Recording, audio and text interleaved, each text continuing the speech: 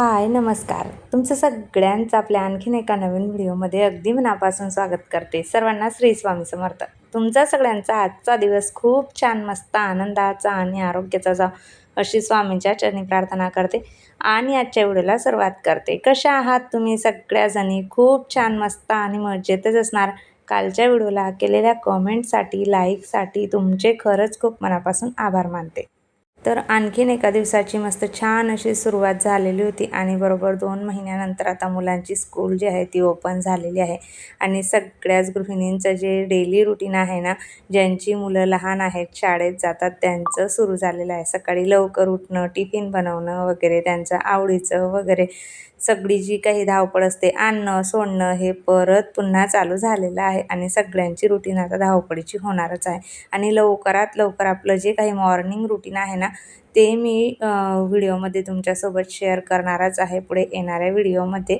पण त्याआधी आज सकाळचं काही शूट वगैरे केलेलं नव्हतं, म्हणजे हा 15 तारखेचा व्हिडिओ आहे, ज्या दिवशी स्कूल ओपन झाली, सोमवारच्या दिवसाचा.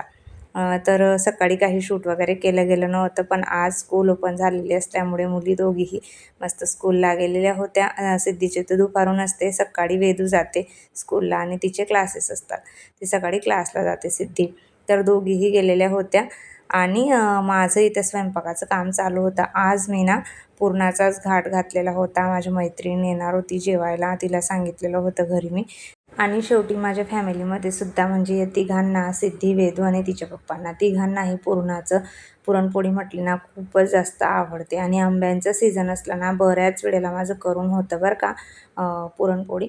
पण ह्या वर्षी ना इतकी जास्त म्हणजे मी जास्त वेळा बनवलीच नाही. मागे एक दिवस एकदा बनवलेली होती आणि आत्ता म्हणजे 2दाच यावर्षी झालेली आहे. नाही तर मी बऱ्याच वेळेला आंब्यांचं सीझन असलं ना माझी नेहमी पुरणपोळी बऱ्याच वेळेला बनवून होते. पण ह्यावेळेस इतकं जास्त काही बनवून झालेलं नव्हतं. आता म्हटलं चला अजून थोडे दिवस आहेत, तोपर्यंत मस्त छान पुरणपोळी वगैरे करूयात.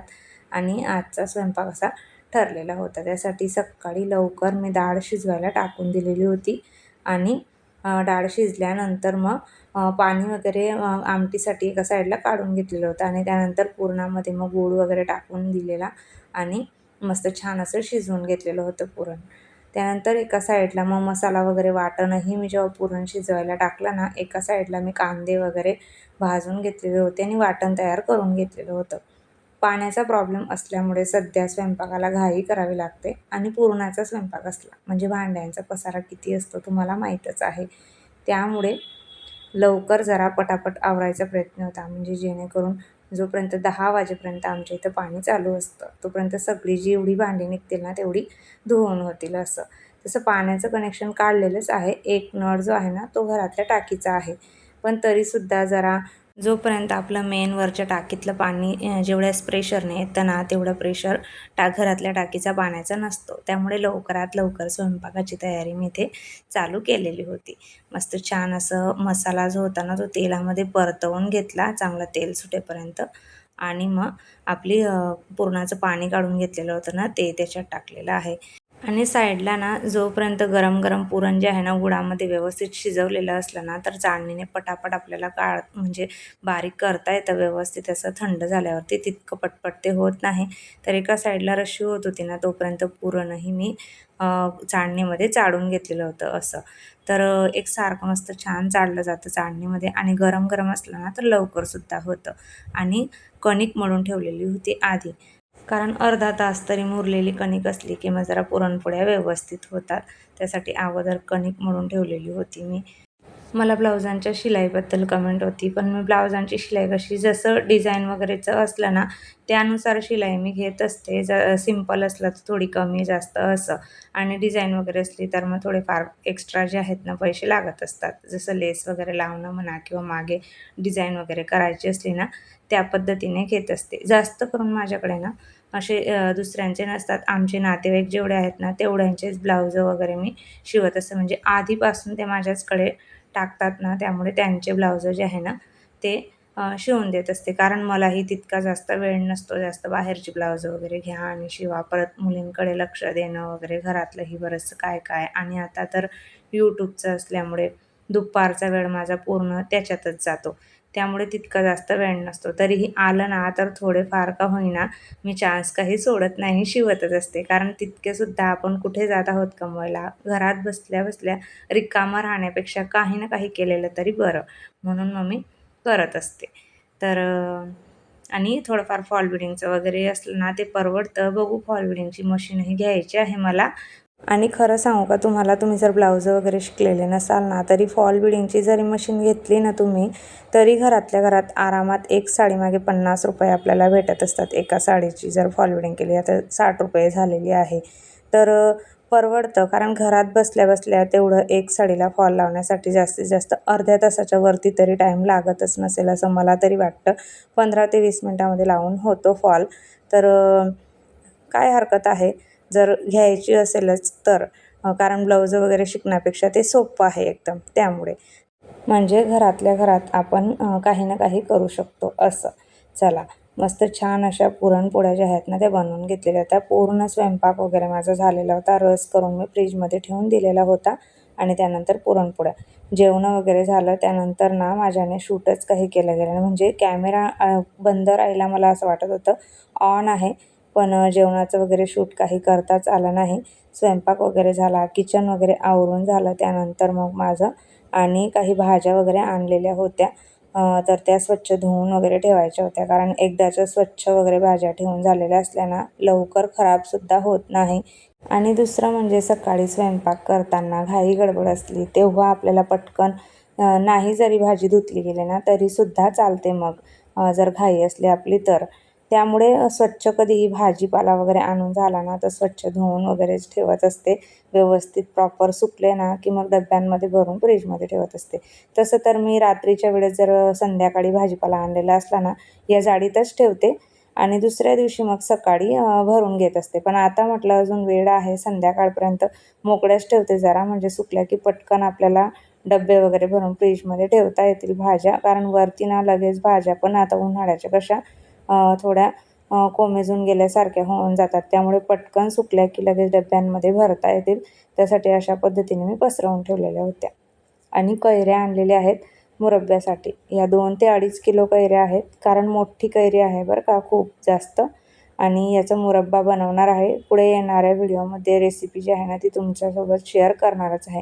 अगदी वर्षभर टिकेल असा मुरब्बा जो आहे ना तो बनतो. त्यासाठी ना कैऱ्या कुठल्या घ्यायच्या, काय घ्यायच्या हे सगळं सांगेलच मी. माझ्या सासूबाई घेऊन आलेल्या होत्या आणि त्याच मला मागच्या वर्षीच त्यांनी मला मुरब्बा वगैरे बनवून दिलेला होता. तर त्या येणार आहेत. बघू आता. सगळं रेडी मी करून ठेवेल आणि दाखवेल तुम्हाला कसं बनवते. तर खूप मोठ्या साईजमध्ये कैऱ्या आहेत आणि कोथिंबीर वगैरे असा जो काही भाजीपाला होता ना तो सगळा मी इथे व्यवस्थित असा नीट करून घेतलेला होता आणि स्वच्छ धुवून घेतलेला होता आणि कोथिंबीर निवडून घेतलेली होती.